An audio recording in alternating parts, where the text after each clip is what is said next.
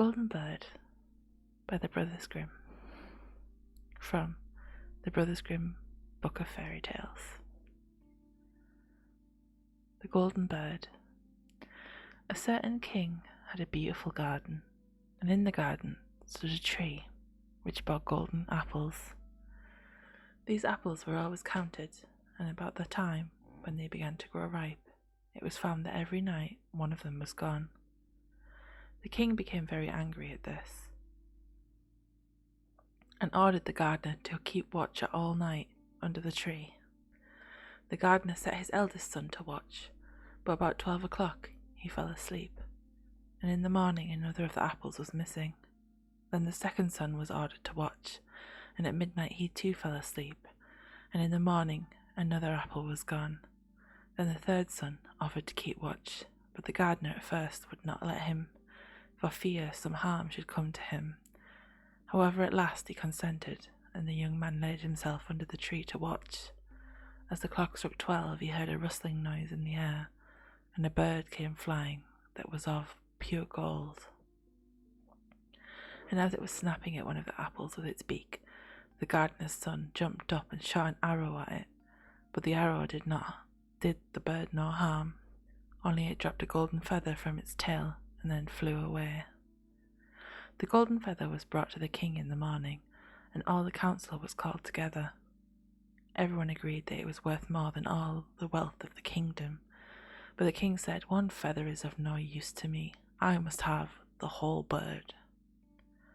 Then the gardener's eldest son set out and thought to find the golden bird very easily, and when he had gone but a little way, he came to a wood, and by the side of the wood he saw a fox sitting.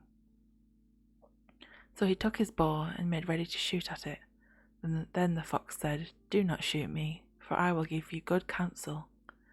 I know what your business is, and that you want to find the golden bird. You will reach a village in the evening, and when you get there, you will see 2 inns opposite of each other, one of which is very pleasant and beautiful to look at. Go not in there, but rest for the night in the other, though it may appear to you to be very poor and mean." But the son thought to himself, "What can such a beast as this know about the matter?" So he shot his arrow at the fox, but he missed it, and set up its tail above its back, and ran into the wood. Then he went his way, and in the evening came to the village where the 2 inns were, and in one of these were people singing and dancing and feasting, but the other looked very dirty and poor. "I should be very silly," said he, "if I went into that shabby house and left this charming place." So he went into the smart house and ate and drank at his ease, and forgot the bird and his country too. Time passed on, and as the eldest son did not come back, and no tidings were heard of him, the second son set out, and the same thing happened to him. He met the fox who gave the good advice, but when he came to the 2 inns, his eldest brother was standing at the window where the merrymaking was, and called to him to come in, and he could not withstand the temptation, but went in and forgot the golden bird and his country in the same manner. Time passed on again, and the youngest son too wished to set out into the wide world to seek for the golden bird, but his father would not listen to it for after a long while, for he was very fond of his son, and was afraid that some ill luck might happen to him also, and prevent his coming back. However, at last it was agreed he should go, for he would not rest at home, and as he came to the wood he met the fox, and heard the same good counsel, but he was thankful to the fox, and did not attempt his life, as his brothers had done. So the fox said, "Sit upon my tail, and you will travel faster." So he sat down, and the fox began to run, and away they went over stock and stone, so quick that the hair whistled in the wind. When they came to the village, the son followed the fox's counsel, and without looking about him went to the shabby inn, and rested there all night at his ease. In the morning came the fox again, and met him as he was beginning his journey, and said, "Go straight forward till you come to a castle, before which lie a whole troop of soldiers fast asleep and snoring. Take no notice of them, but go into the castle, and pass on and on till you come to a room where the golden bird sits in a wooden cage. Close by it stands a beautiful golden cage, but do not try to take the bird out of the shabby cage and put it into the handsome one, otherwise you will repent it." Then the fox stretched out his tail again, and the young man sat himself down, and away they went over stock and stone till their hair whistled in the wind. Before the castle gate, all was as the fox had said, so the son went in and found the chamber where the golden bird hung in a wooden cage, and below stood the golden cage, and the 3 golden apples that had been lost were lying close by it. Then thought he to himself, "It will be a very droll thing to bring away such a fine bird in this shabby cage." So he opened the door and took hold of it and put it into the golden cage. But the bird set up such a loud scream that all the soldiers awoke, and they took him prisoner and carried him before the king. The next morning the court sat to judge him, and when all was heard it sentenced him to die unless he should bring the king the golden horse which could run as swiftly as the wind, and if he did this he was to have the golden bird given to him for his own.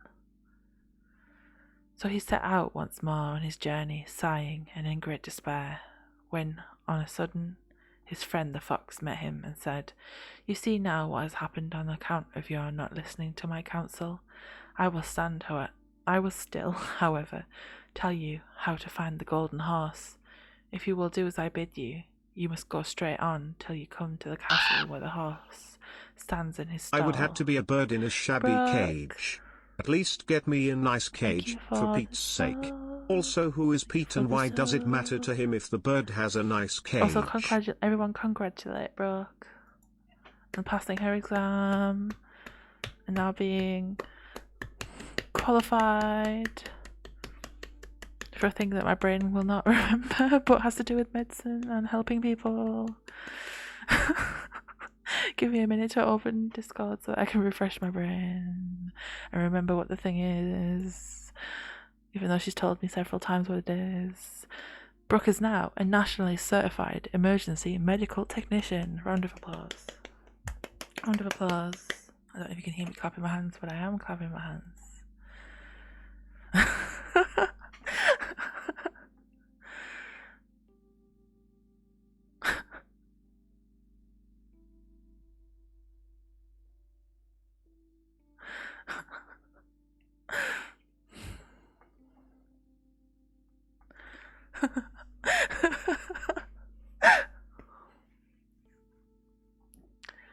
Everyone loves Brooke, right? So he set out once more on his journey, sighing and in great despair, when on a sudden his friend the fox met him and said, "You see now what's happened on account of your not listening to my counsel. I will still, however, tell you how to find the golden horse." And he said wooden horse there, but it's definitely a golden. "If you will do as I bid you, you must go straight on till you come to the castle where the horse stands in his stall. By his side will lie the groom, fast asleep and snoring. Take away the horse quietly, but be sure to put the old leathern saddle upon him, and not the golden one that is close to it." Then the son sat down on the fox's tail, and away they went over stock and stone till their hair whistled in the wind. All went right, and the groom lay snoring with his hand upon the golden saddle. But when the son looked at the horse, he thought it a great pity to put the leathern saddle. He thought it a great pity to put the leathern saddle upon it. "I will give him the good one," said he. "I am sure he deserves it." And he took up the golden saddle, and the groom awoke and cried out so loud that all the guards ran in and took him prisoner. And in the morning he was again brought before the court to be judged, and was sentenced to die. But it was agreed that if he could bring thither the beautiful princess, he should live, and have the bird and the horse given to him for his own. Then he went his way very sorrowful. But the old fox came and said, "Why did you not listen to me? If you had, you would have carried away both the bird and the horse. Yes, will I once more give you counsel? Go straight on, and in the evening you will arrive at a castle. At 12 o'clock at night the princess goes into the bathing house. Go up to her and give her a kiss, and she will let you lead her away, but take care you do not suffer her to go and take leave of her father and mother." Then the fox stretched out his tail, and so away they went over stock and stone till their hair whistled again. So just accost a princess while she's trying to have a bath. Apparently, that's how you do it in this world. As they came to the castle, all was as the fox had said, and at 12 o'clock the young man met the princess going to the bath, and gave her the kiss, and she agreed to run away with him, but begged with many tears that he would let her take leave of her father. At first he refused, but she wept still more and more, and fell at his feet, till at last he consented. But the moment that she came to her father's house, the guards awoke, and he was taken prisoner again. Then he was brought before the king, and the king said, "You shall never have my daughter unless in 8 days you dig away the hill that stops the view from my window." Now this hill was so big that the whole world could not take it away, and when he had worked for 7 days, and had done very little, the fox came and said, "Lie down and go to sleep. I will work for you." And in the morning he awoke, and the hill was gone. So he went merrily to the king, and told him that now it was removed, he must give him the princess. Then the king was obliged to keep his word, and away went the young man and the princess. And the fox came to him and said, "We will have all three, the princess, the horse, and the bird."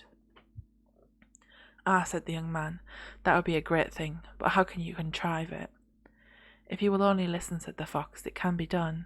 When you come to the king and he asks for the beautiful princess, you must say, 'Here she is,' and then he will be very joyful, and you will mount the golden horse that they are to give you, and put out your hand to take leave of them, but shake hands with the princess last, then lift her quickly onto the horse behind you, clap your spurs to his side, and gallop away as fast as you can." All went right. Then the fox said, "When you come to the castle where the bird is, I will stay with the princess at the door, and you will ride in and speak to the king, and when he sees that it is the right horse, the right horse, he will bring out the bird, but you must sit still and say that you want to look at it, to see whether it's the true golden bird, and when you get it in your hand, ride away." This too happened as the fox said. They carried off the bird, and the princess mounted again, and they rode on to a great wood. And the fox came and said, "Pray kill me, and cut off my head and my feet." But the young man refused to do it, so the fox said, "I will at any rate give you good counsel. Beware of 2 things. Ransom no one from the gallows, and sit down by the side of no river." Then away he went. Well, thought the young man, it is no hard matter to keep that advice. He rode on with the princess till at last he came to the village where he had left his 2 brothers, and there he heard a great noise and uproar, and when he asked what the matter was, people said, "2 men are going to be hanged," and as he came nearer he saw the 2 men were his brothers, who had turned robbers, and so he said, "Cannot they in any way be saved?" But the people said no, unless he would bestow all his money upon the rascals and buy their liberty. Then he did not stay to think about the matter, but paid what was asked, and his brothers were given up, and went on with him towards their home. And as they came to the wood where the fox first met them, it was so cool and pleasant that the 2 brothers said, "Let us sit down by the side of the river, and rest a while to eat and drink." And so he said, "Yes," and forgot the fox's counsel. And he sat down on the side of the river, and while he suspected nothing, they came behind and threw him down the bank, and took the princess, the horse, the bird, and went home to the king their master, and said, "All this we have won by our labour." Then there was a great rejoicing made, but the horse would not eat, and the bird would not sing, and the princess wept. The youngest son fell to the bottom of the river's bed. Luckily it was nearly dry, but his bones were almost broken, and the bank was so steep he could find no way to get out. Then the old fox came once more, and scolded him for not following his advice, otherwise no evil would have befallen him. "Yes," he said, "I cannot leave you here, so lay hold of my tail and hold fast." Then he pulled him up out of the river, and said to him, as he got upon the bank, "Your brothers have set watch to kill you, if they find you in the kingdom." So he dressed himself as a poor man, and came secretly to the king's car, and was scarcely within the doors when the horse began to eat, and the bird to sing. The princess left off weeping, and then he went to the king, and told him all his brother's roguery, and they were seized and punished, and he had the princess given to him again, like she's a possession or an object. And he had the princess given to him again, and after the king's death he was heir to his kingdom. A long while after, he went to walk one day in the wood, and the old fox met him, and besought him with tears in his eyes to kill him and cut off his head and feet, and at last he did so, and in the moment the fox was changed into a man and turned out to be the brother of the princess, who had been lost many, many, many years. And that is the end of that story.